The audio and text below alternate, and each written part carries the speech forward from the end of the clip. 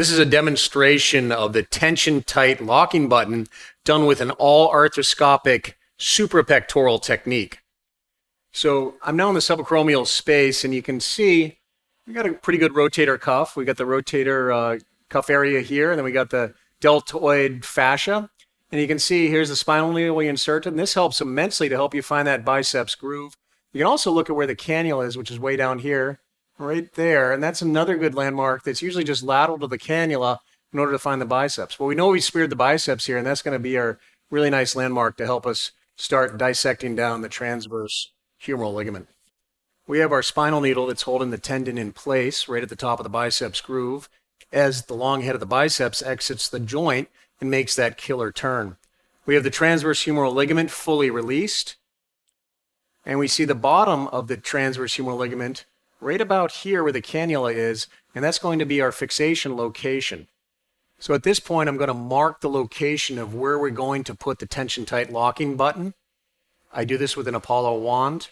This also clears off the periosteum.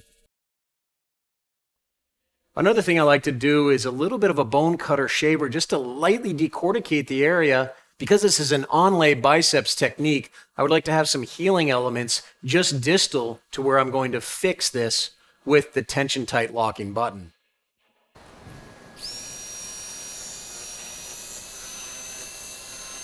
You can use a scorpion passer to do the loop and tack construct.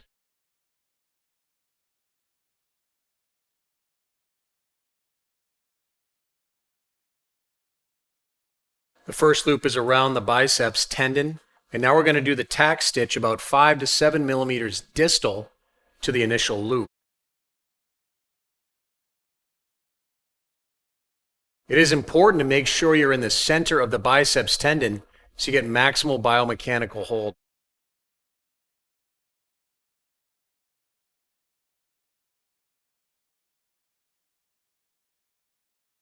So this is the TensionTight locking button. It comes with a suture loader. The key to this is not to pass a lot of suture because this is a very thick number 5 so that the locking mechanism in the button can work well. So in general, I pass about 1 to 2 inches through the suture loader. And a key thing here is you don't want to engage the double suture until you're ready to lock this down and it's in bone. Until you have that double suture in the TensionTight locking button, you can slide it back and forth until that button will fully engage with the thicker suture. We're then going to use the 3/7 spade tip drill in the suprapectoral location that we previously marked. This is drilled in a unicortical fashion.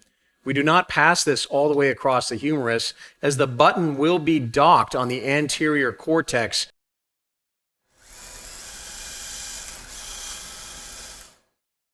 So there's a laser line on the inserter, and you want to have that facing superior. Here you can see the locking mechanism.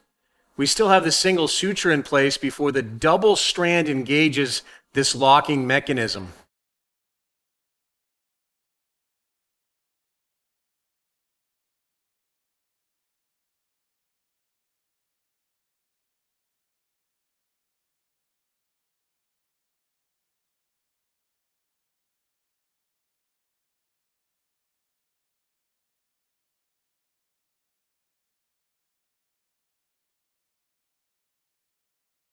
So the button is deployed and the inserter is still in.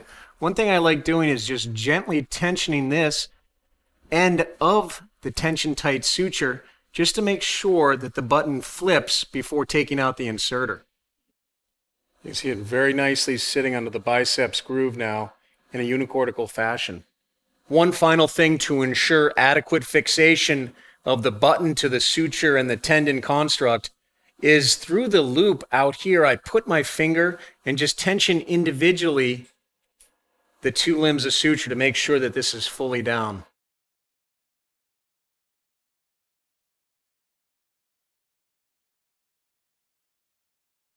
There are 2 more steps now. We just have to cut the suture with a suture cutter and then remove the biceps tendon, cutting it superior to the loop and tack construct.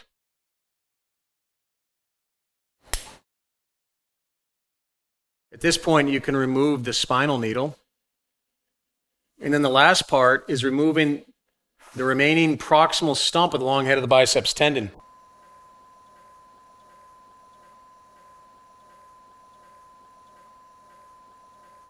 Here's the empty biceps groove, and the tendon lying right at the bottom of the biceps groove in an onlay technique fixed with a TensionTight locking button.